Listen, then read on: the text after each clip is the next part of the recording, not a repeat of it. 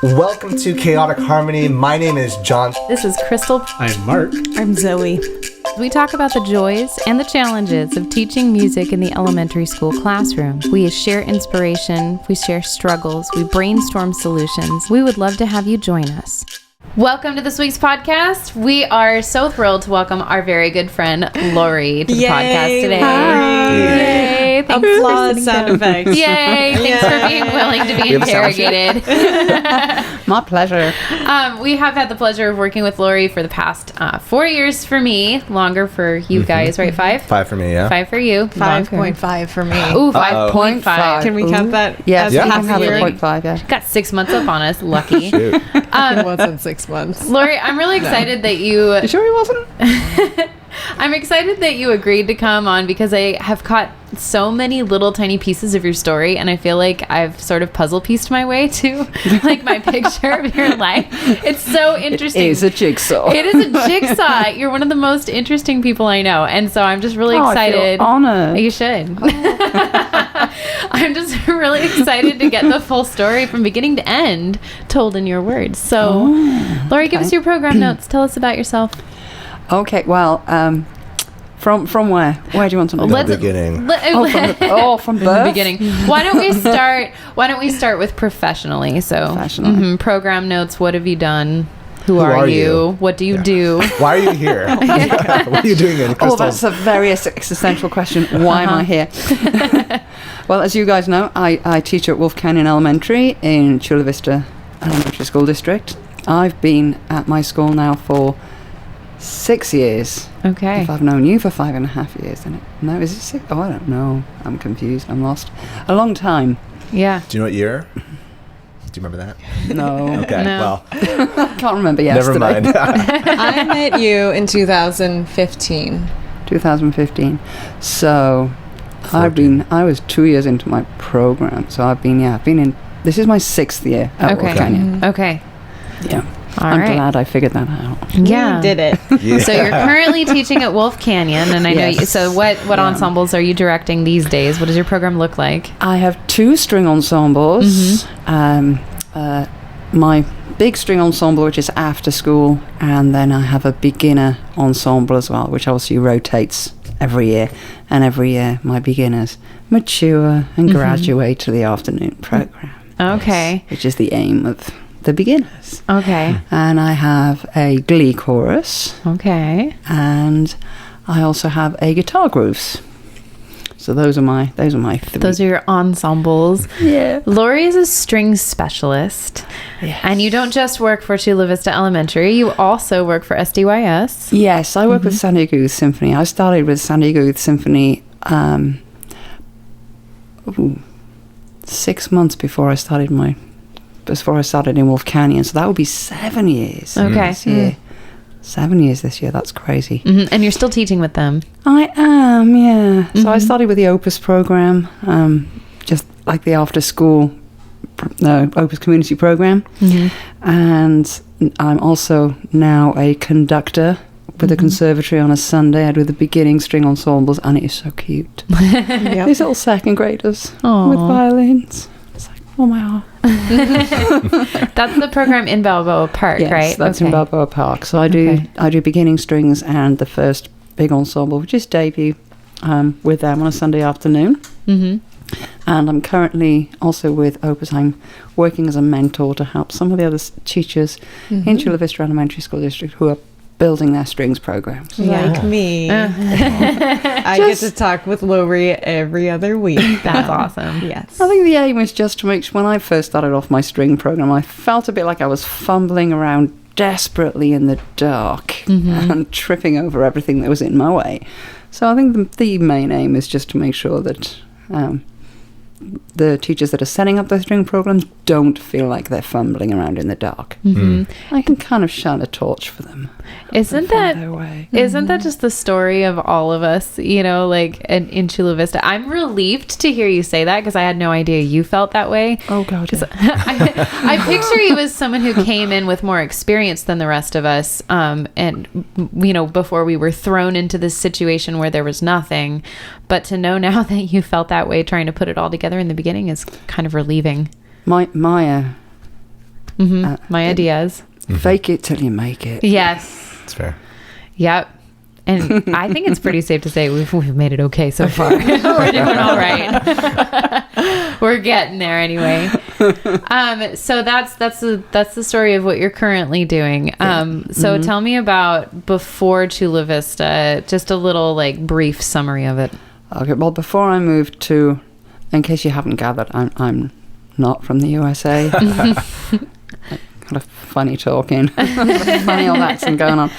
So, originally from the UK, I started teaching. This is my 20th year in a classroom teaching. Yay! Nice. Yay. Congratulations. That's a milestone. It It is. is a milestone. It's like it's got to be some kind of Like what do you diamond get? ring Yeah, or watch it's like, or there's got to be something. Oh, Maybe, I'll give you a Dixon Ticonderoga pencil. I know a song about that. Whiteboard marker. Yeah, a there piece you of go. chalk. We're elementary teachers. What do you want? A tissue. Yeah, there you go. Yeah. There you go. Cool. All right. Oh, I like we have a whiteboard marker in the That's the pocket. worst part being a teacher. You have one in your pockets too many times. You need a whiteboard marker? John's got you covered. Sadly enough. Anyway, back to what you were saying. So yeah, it was 20 years ago that I did my, in the UK they call it the postgraduate certificate of education when you do your teaching credential. Oh, okay. And it takes a year, just like with you guys over here. And then I stepped into a classroom and I was doing middle and high school at the time. I was in my first school for 5 years, I think. It was a hard knock school. That was in the UK? Yeah. Okay. Yeah, rough and tumble inner city jobby. Yeah. It was tough. I've heard a couple stories. They scared the crap out of me. Fireworks under the desk. Whoa. Yep. Oh my goodness. I got to my first, I'll fill up the story. It was like I got to the end of my first quarter and I was quite pleased that I got to turn around to write on the whiteboard and nothing hit my back. Wow. And then I turned around and there was this child he was lighting a firework under the desk. Oh my God. And the firework was big. It gutted the room. Oh, wow. We were running out. Kids jumping out the windows. It was very scary. I've never had fireworks go off in my classroom, so you win. Me neither. I think there's got to be another award for that. Yep, I think so too. Can you tell us a Fiji story? Okay. Fiji story. Well, hang on. Let's get the timeline Oh, real not quick. yet. So we did UK. I do want a Fiji story. Totally. So she started out teaching in the Were UK. you never in Fiji? No, you're making that up. Sorry, goodness. I want stories from You're everywhere. making Fiji up. No, this is the thing. Lori has taught in classrooms. She's been a music teacher and she has taught internationally. So everywhere. So Yeah. UK and then where else? Where was that? Libya Libya. was my first expedition into Okay. international teaching. That was tough. It Okay. was tough culturally, and I couldn't really handle it culturally. Okay. What was tough about it? Because it's such a strict Islamic country, and the way of life was very strict, and for our own safety, really, we had no freedom. So, yeah, I lasted 6 months, and I wanted out. Okay. So, Not long. So a brief stint in Libya and yeah. then I went to Bermuda. okay. That was nice. Yeah. Maybe that's what I was thinking of. Yeah, might have been Bermuda, Somewhere Fiji. tropical. Yes. Okay. So I finished off the school year in Bermuda, and that was nice. I like that. I was doing a maternity cover. Okay. So from Libya to Bermuda. Quite a shift. Yeah. Quite a shift. Then I went to the United Arab Emirates next, I believe. UAE. Yeah, that Yeah. was Al Ain. I was there for a year. Then I moved schools in the UAE to a different city in the UAE, because then I went to Abu Dhabi. I was kind of headhunted Okay. to a new school, to a brand new multi-billion-dollar school. It was like when myself and the other music teacher, Very Crystal's different. eyes are There's so no wide. Yeah. Multi-billion. I've heard about school. the Christmas presents she got at this multi-billion dollar school. Yeah, we taught royalty there. It was amazing. That's crazy. But yeah, when myself and this other music teacher talk about setting, because you've discussed, I know, you've been driving me to school every day this week, by the way. So I've been listening back. Oh, lovely. And when you talk about setting up programs again, or setting up programs from scratch, that's one of the things I did in Abu Dhabi. It was a brand new school, so we were setting up a program from scratch. So myself and the person I was teaching with, Emma, were... God, what's the last name? I can't remember the last name. Oh, I'm so ashamed. Oh, Emma Hudson. When we set up this program from scratch, we produced our wish list, and I hate to think what my wish list added up to. But we got everything on our wish list. If it was there on the wish list, You got it. we got it. That's awesome. And I mean, What's that like? Yeah. it's kind of magical. It was. I mean, in the first couple of months, our wish list hadn't arrived, so the principal of the school just said, "There's a music store here. Go here, get whatever you want." Yes, that's awesome. It was like, oh my god, okay. 5 big electronic digital pianos, a couple of guitars, whatever they had that we could utilize to get our programs running in those first couple of weeks. Not just Shopping spree. Did you feel? Were you conservative with your purchases for that, or did you go all? No. Okay. I'm just curious. Like, when you're given such an allowance, I'm curious how one would interact with that kind of power. It's like, so you definitely indulged. When you produce that, think of it like you're told to create a wish list. Yeah. And it absolutely is a wish list. In the perfect world, this is what I would have. And then to find that these boxes upon boxes upon boxes arrive, and they contain the entirety of your wish list, and you kind of go, I should have asked for that as well. Yeah. I didn't want to push my luck. Damn. Yeah. That's really something. But then the side effect of that, of course, was this company that was sponsoring the schools. They wanted a flagship program. I'll bet they did. And they wanted it immediately. Oh, yeah. Yeah. There's no building here. Oh, no. They wanted boom. But we were able to do it. Emma was kind of also kinds of special. She was all kinds of awesome. It was the first time I'd ever taught in a program with someone. So there was something very magical about that experience of building and working, collaborating together, and figuring things out together. And Emma thought big, man. She thought big. In this school of over 1,000 kids that went from 3-year-olds all the way up to grade 9, 10 at the point, because we were feeding them up. She wanted every single child on stage in a big concert. Wow. So that's what we did. Okay. Wow. It was like, it was amazing. What kind of music did you do with them? We did this incredible piece about conservation. It was a cantata about conservation. A conservation cantata. Okay. Cantata based on called Yana Momo. And so that's basically what we did. Okay. And it was amazing. And it included everything, strings and... No, that came later. That was on later. In the year. That was another. This was the choral setup that we did with all the kids involved. Okay. Well, we had kids like playing guitar and stuff because we had some little prodigy guitarists. Yeah. And then the following year we did another cantata by the same people called Ocean's World, which was again about, but we kind of acted that out, so we made it more of a theatre piece. It was amazing. Wow. It was so much fun. That sounds like a lot of fun. How long were you there? I was there for 3 years. Okay. 3 years. What pulled you away? I was offered a position in Thailand. Okay. And so off you go again. Yes. Well, I was really into my scuba diver, and this was on a Thai island called Koh Samui. So, yeah, I went to this international school in Thailand, and I was there for 2 years. Okay. And after that, I came here. But in Thailand as well, it was in a smaller school, and it was building a program from scratch again.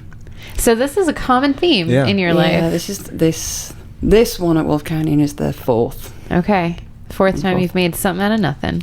Yeah. Under very different circumstances, though, in each one, it sounds. Yeah, this is the first time I've done it on on a serious budget. Yeah. You know?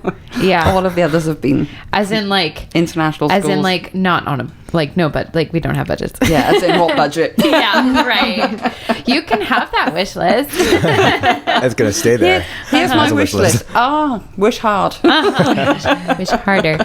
No, I have to say that for as tight as things have been, we've certainly found resources. Yeah. But Yes.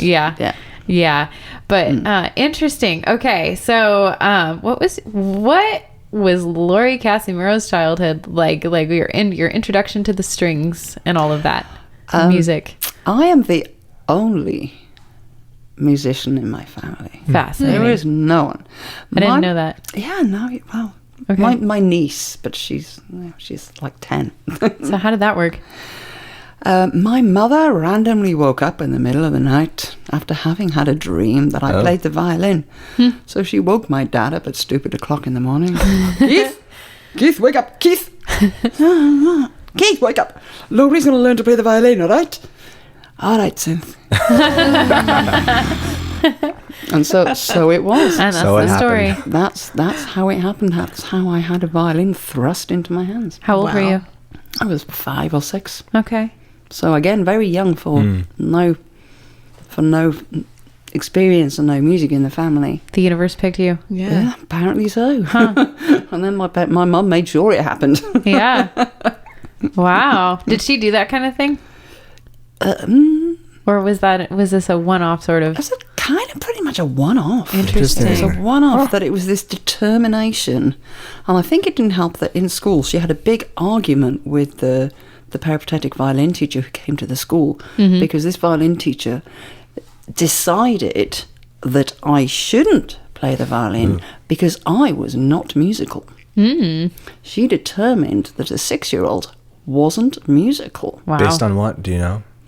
I have no idea, because I'm I curious. would never deem to determine a 6-year-old is not musical. Right, yeah. Under any circumstances, how can you make that judgment? Every child is musical. Yeah. Yeah. But so there was this big conflict thing between my mother and the violin teacher, until the violin teacher caved and decided that, okay, all right, then she'll learn to play the violin. And then my mother was like, I was going to be the best. Okay. We're going to prove this dude wrong, right? Oh, yeah, she was on a mission. There was Okay. private lessons, there was orchestras, there were all sorts of things. So, yeah, I was her best. Okay. Wow. So what did music education look like for you? Was it all private, or did you have some during the school day? I have a vague recollection of having a recorder thrust into my hand at some point. And I think there was learning to play hot cross buns on the said recorder. Okay. Other than that, it was Pretty this sparse, huh? weekly violin lesson from a violin teacher who determined that I was not musical. Uh-huh. And actually, as far as I recall, didn't like me. So I'm curious about, because as we all just saw, Lowri can reenact scenes, and it's very entertaining. And I know you do have like a little bit of a theater background. I'm curious about it. Like, yeah, can you tell us a little bit? When I did my A-levels, which is like, we narrow down our choices, our electives, and specialise a lot younger than you do. We are 16. You basically specialise in, now it's 4 or 5, but back in my day it was 3 subjects, and they call them advanced levels. And I did music, theatre studies of all things, Oh, how fun is that? and maths. Okay. Maths. Maths, yes. Maths. Right. Not maths. It really should be maths. It should be, because it's mathematics. Yeah. It's plural. Oh, come on, I Americans. have this. We have this argument at home all the time. Well, I'm on your side, so there you go. Okay, so So, yeah, musical theater. No, theatre No? studies. Oh, Theater I studies. was all about the Shakespeare. Oh, I was all about the Shakespeare. Yeah. that's so cool. That was cool. So I'm curious though. So in the beginning though, you had this pushback from your teacher, and you also, it seems like your public education wasn't as grandiose, but yet you still stuck with. As you were interacting with Zoe, like you've had experience and like foci on different areas like theater and such. But why music? What stuck with music? If it wasn't definitely the love from your teacher. Well, I had another teacher, my private teacher, that he was a lot more supportive. Okay. And I felt a lot more continuation from him and this ongoing push from my parents. But the biggest thing that kept me going in music was participating in my area youth symphony. Okay. I loved that. That was my big drive. It was always through youth symphony. I loved playing in the orchestras. One of the things that kept me practicing was because I loved being one of the best. Yeah. Right. You're an achiever. Yeah. Yeah, and I remember in many of my orchestras when I played the violin, I was always the sectional leaders, and I loved that. Wow. And when I switched over to viola, I stayed down an orchestra so that I could switch to viola. So I played in 2 orchestras until I was good enough to go to the upper orchestra and be leader. Do you remember the name of the youth symphony? Yeah, West Glamorgan Youth Symphony. Cool. It'd be fun to find them and tag them. They're still around. West Glamorgan Youth Symphony cool. are still around. And this was in Wales. In Wales, South Wales, yeah. So cool. But they kept me going, and it was just because they had, like, I think 5 different ensembles at different different ability levels and age levels. And those people followed. We stayed. You know, like you talk about staying together through your schools and through your music education. It was the same through the youth symphony. That it was the same people in my ensembles, and I met older people that I then later saw in school, and things like that. Yeah. So that's one of the things that kept me going. We used to do overnight courses, week-long courses. My parents used to get rid of me. Half terms, fall breaks, and summer breaks, they'd send me away for 1 to 2 weeks on a residential course, and the odd weekend doing chamber music courses here and there. And that's what I loved. Yeah. And that's what kept me pumping about music, I think, as a child. It sounds like you were a kid who really needed a goal to go after. I did. Yeah. Yeah. And my parents needed to get rid of me. With their powers combined. Can you think back to a music teacher that really sticks out from your childhood that made an imprint on you? Not so much from my childhood, but most certainly when I went away to college. Because by the time I got to that point in my life, I experienced a great deal of trauma. Okay. And so when I went to music college, I was very much a trauma teen. I was recovering from something that had happened that had a really big impact on me. And yeah, when I first went away to music college, I was not in a healthy place, mentally and emotionally. I was scarred and very resistant to the first teacher that I had. And I ended up having to repeat that first year of music college. And second year of music college, into my life came Susan Bicknell. And she connected with me, or I connected with her in a way that was totally unique. She had an amazing way of seeing so much potential in somebody and making that potential real. She was a very, very, very special lady. And the 2 other people at that point that had a very positive impact on me was probably Sophia Bartlett and her mother, who kind of adopted me as a musical daughter, Mary Bartlett. And they were amazing as well. Sophia taught me how to focus myself efficiently and effectively, and how to visualize my goals again and find my targets and actually reach for them. 3 very, very special musicians that all came together. And Susan stayed my teacher for the next 4 years. Unfortunately, she got sick. And I was one of the last students that she kept seeing and taught, because I continued to go to London to have lessons with her, because I couldn't bear to have anybody else. But I wouldn't be the person I am today, and I certainly would not be where I am today if it hadn't been for her, because of the way she connected with me and the way she made me realise that I still had a lot to live for and I still had a lot to hope for. And she made me see my goals and reach them. And I'm getting all teary. Yeah, it's beautiful. That is really beautiful. Well, and I can see, just in you describing her and like that special relationship, I can see that influence in you, because you are, I would like to think just an amazing like one of your talents that I see is that you can visualize things and figure out how to, I guess, reverse engineer how to make it happen in the classroom. And I call it Lowri's like late afternoon brilliance, when we are sitting and we're talking after my orchestra rehearsals and I'm like bleary-eyed, I don't know what just happened, and I'm like, I don't know what to do here, and she'll just like start writing in this notebook like this is what you should do, and then I'll look at it, I don't know what you just wrote, Lowri, I can't read your writing, and then Neither can I. but then it is something like I would have never thought of, and just I have my best ideas when I don't think. I love that. My best ideas when I don't think. That might be my favorite quote from the podcast yet. I have not had the privilege of sitting in your classroom nearly as much as Zoe has. Zoe got to be Lowri's student teacher. It's true. Which is so exciting. I was very lucky. Raise them up right? She was an amazing student teacher to have. Yeah. Am I allowed to have a favourite student teacher? As long as it's Zoe. It's being recorded, just FYI. So let it. You know, but I do very much get that feeling of magic when I do watch you teach and you pick up your puppets and you make them sing to us like we're your children. And she definitely has her Miss Casimiro, like, you know, magic. Who doesn't love making puppets sing? I mean, I love it. I was pretty terrified of puppets before I met you and Crystal, and they're magic. You were terrified of kindergartners as well. I remember. Oh, but they love you so much. I brought my magic. Is totally real pencil pouch. Yes. Nice, completely appropriate. It is though.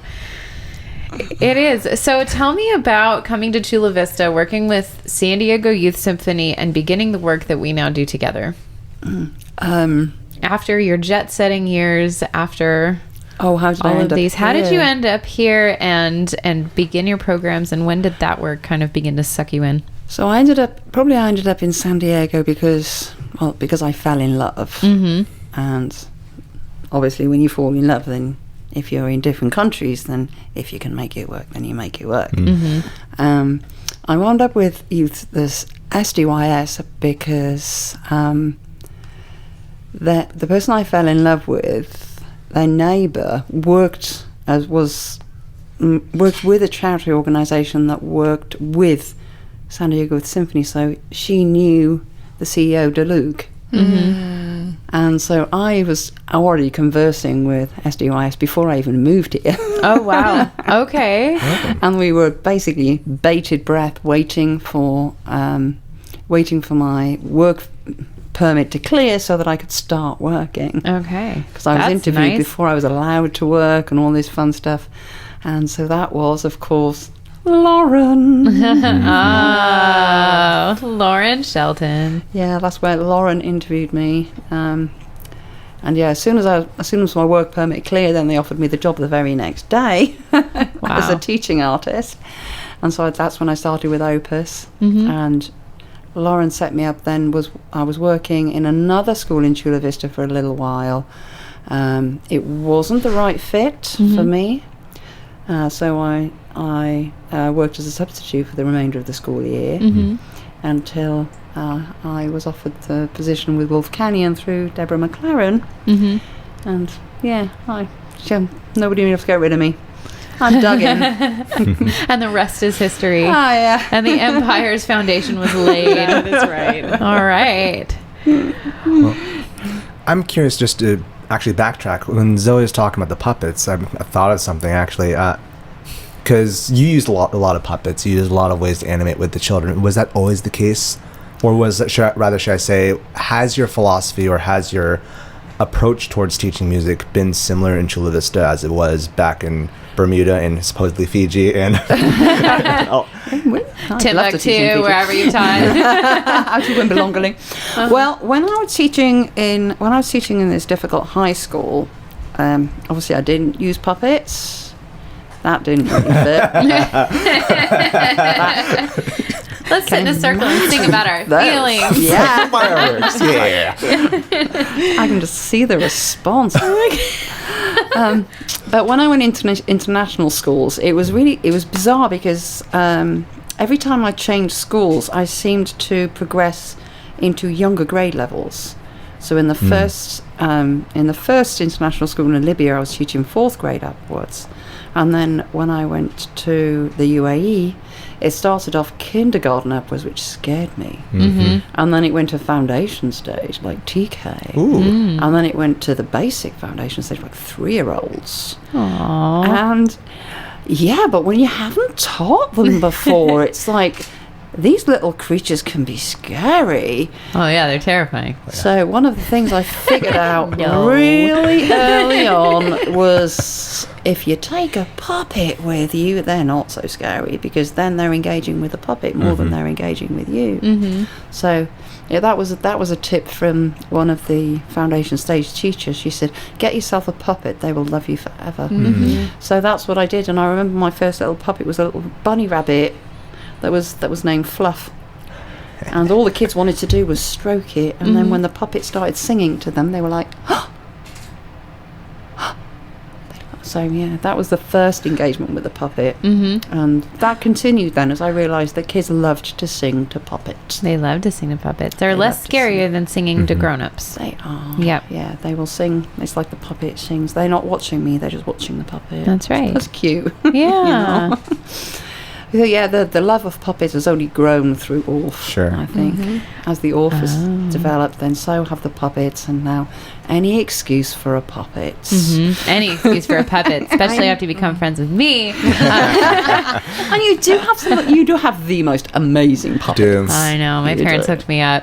Hey, I'm curious, had you had any interaction with Orff Schulwerk before our district went that direction? No formal interaction, but when I was at one of the multi-billion-dollar schools, particularly the one in one of them,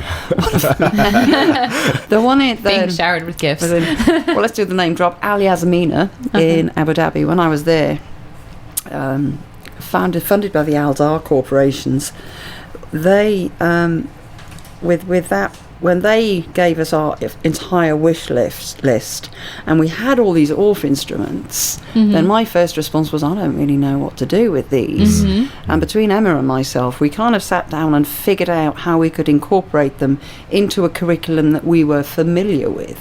So we mocked them into like gamelan for world music and blues, and now when I look back on the process that we used, it did have... There was a little Orphiness going on there that was kind of inherent in what we were doing, because the Orff process makes so much sense. So it does make sense that occasionally a music teacher will kind of fumble upon it and fumble upon something that's very similar. So there was something very similar in what we were doing when it came to reproducing some children's songs and stuff with the Orff instruments with our kids. On our blues and gamelan with the older kids and stuff. Okay, that's super cool. Yeah. It was pretty awesome. Yeah, I'm curious what your reaction was when we were all looking wide-eyed that very first day of Orff levels. I don't know, I was too busy being wide-eyed with you. Yeah, what is going on? Until I floated around as a cloud. We did. In the shape of a hat. When you became indoctrinated with us. Yeah, and we were all initiated together. Yes. Yeah. How has it changed your classroom? I feel like I'm there's a lot more purpose with a lot of what I teach now.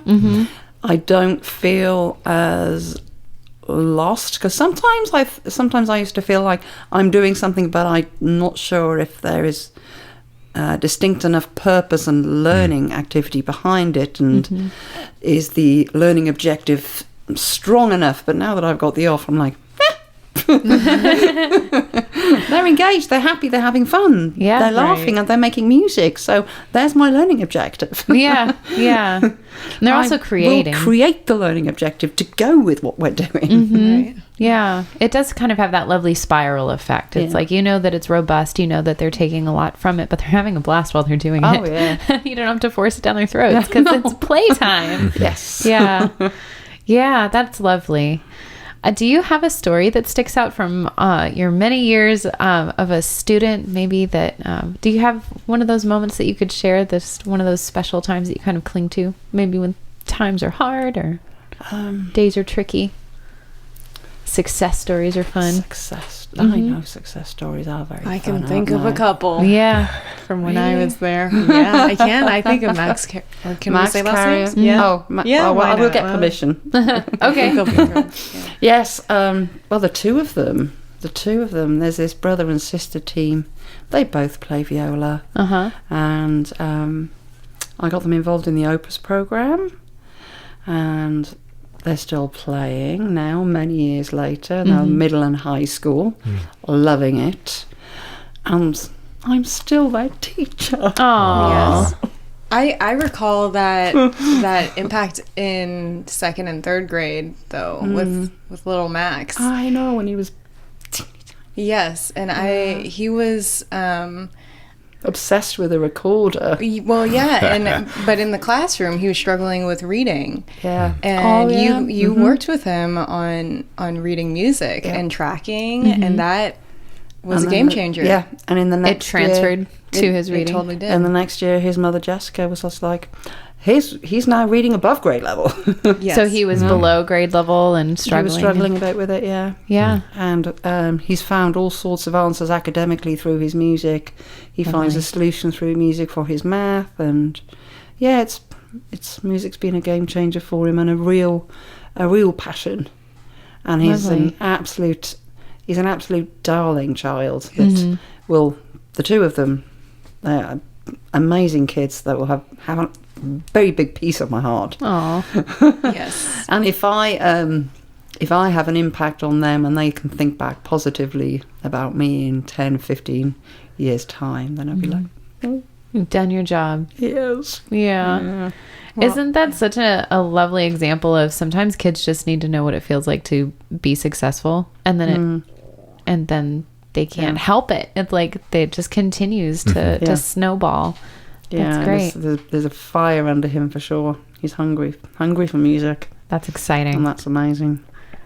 I'm sure his mother nags him to practice as well. Right? Well, yeah, and his mom became one of our greatest advocates. She's been at the district office and board meetings speaking on our behalf.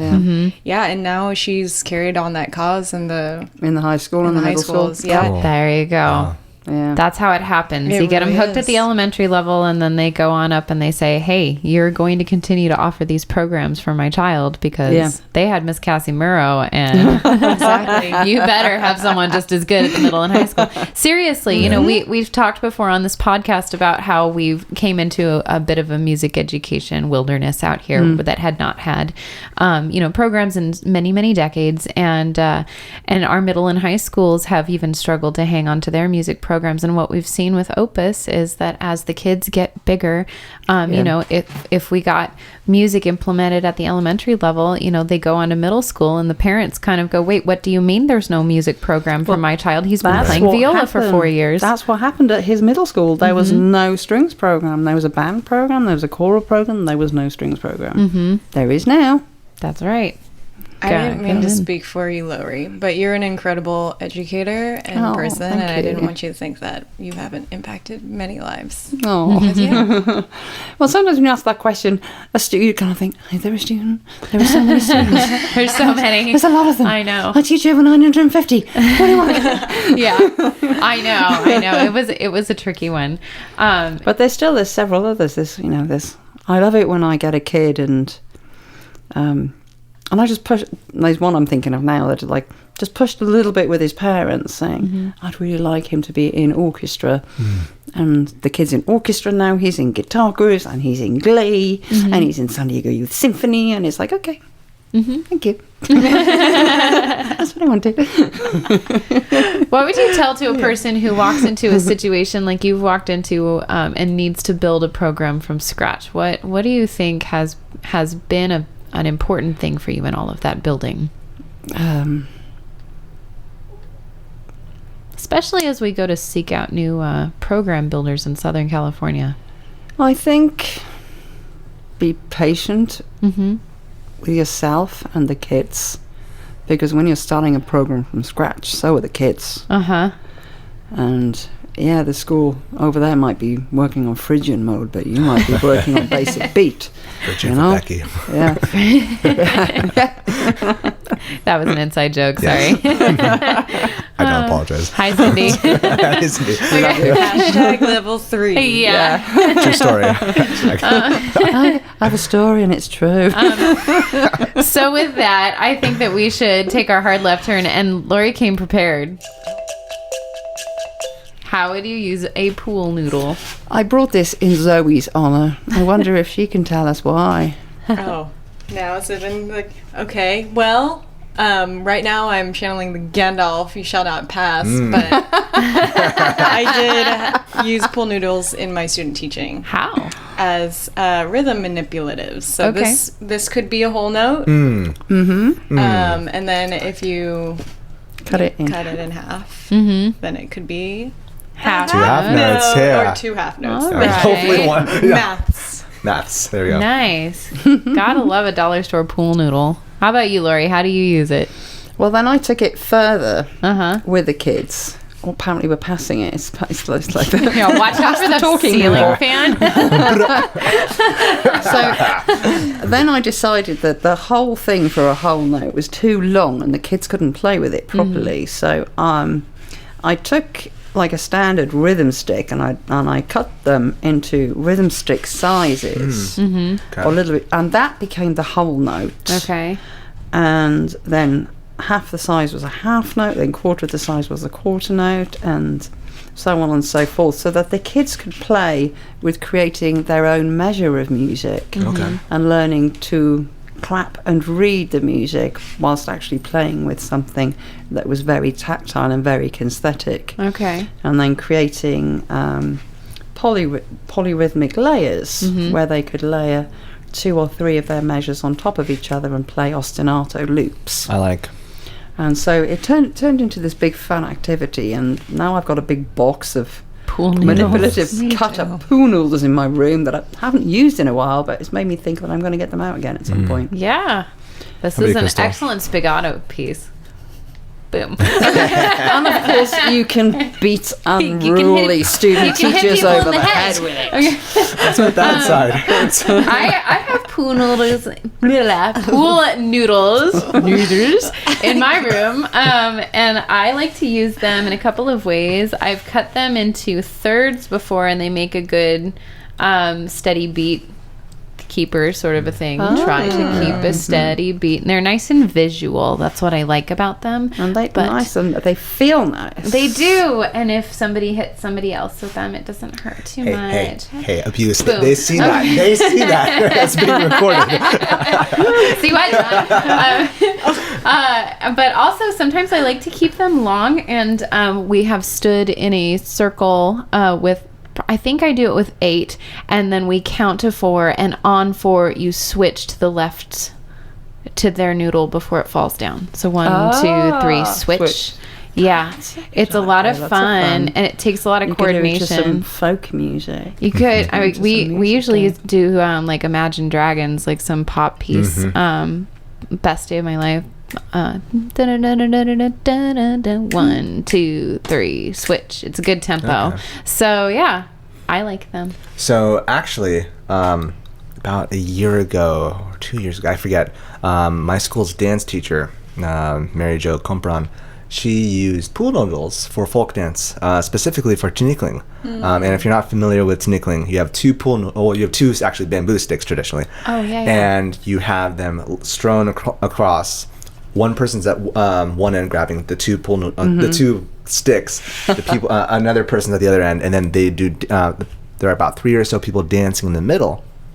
And it's boom, boom, chuck, boom, boom, chuck. yes, yeah. And they're supposed to That is make a sure that their great idea. ankles aren't. Yes. that This would is a work. great bamboo replacement. However, Also- though, the issue that we talked about for next time is placing maybe some PVC, so it's a little more sturdy. Okay. But and then Mary Jo had the great idea of first starting out with traditional tinikling music and then placing in something more modern as well. So I think they did with "We Will Rock You." That's cute. Exactly. So Yeah. it I was can see a that. great way to intermix rhythm and also folk dance in there. Also, hashtag level 2. Princess taught us that. That's true. That's right. yeah. Hi, Right. Princess. Hi, Princess. Hey, so we have a round of the week. Round of the week. So we are going to do the English traditional folk song, Round and Round the Earth is Turning. Are we ready? Round and round the earth is turning, turning always towards the morning, and from morning round to night. Round and round the earth is always turning always toward the morning, and from morning round to night. Yay! Yeah. All I right. like that one a lot. Lowri, thanks so much for coming. Thank you for having me. Can we follow you on Twitter? You can Where follow can me we at find Twitter you? at Wolf Canyon Music. All right. Good. And actually, I already knew that. She tweets a lot. Yeah. She tweets really good She stuff, so you does. should She follow does. her. You can find me at Finny Vappa or at Mrs. Pridmore. You can find me at Mr. Seligman, MrSeligman. And I'm at Ms. Kumagai.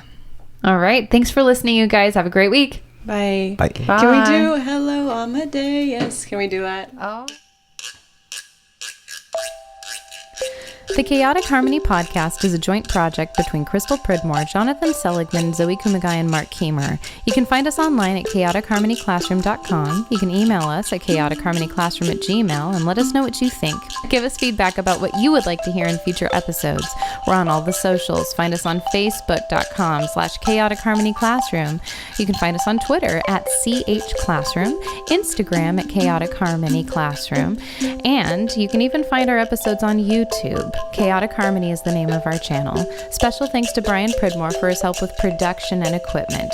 www.pridmoria.com. It means the world to us if you like or comment or subscribe and share these podcasts. It helps other music teachers and arts advocates find us. As we continue to produce this podcast, we are beginning to incur some costs, and we're looking for help to defray that cost. So if you or someone you know or an organization you know would be interested in sponsoring an episode or a few episodes of Chaotic Harmony, we would love to talk about partnering with you to advertise on the show. Reach out to us at chaoticharmonyclassroom@gmail.com so we can get that conversation open. And be on the lookout very soon for some Chaotic Harmony Classroom swag. Little Birdie told me that a brand new logo and some t-shirts and stickers are in the works. So keep an eye out at chaoticharmonyclassroom.com.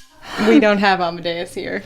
Amadeus, Who is Amadeus? is a sheepdog puppet. Little fluff doggy. And he's the one that I use with kindergartners to get them to sing when I first meet them. Cute. And he goes, hello. I get them to sing, hello, Amadeus. I'll do it. Go on then, you do it. Hello Amadeus. How do you do? My name is Miss Kumagai. We're pleased to meet you. So cute. Oh, we're pleased to meet you.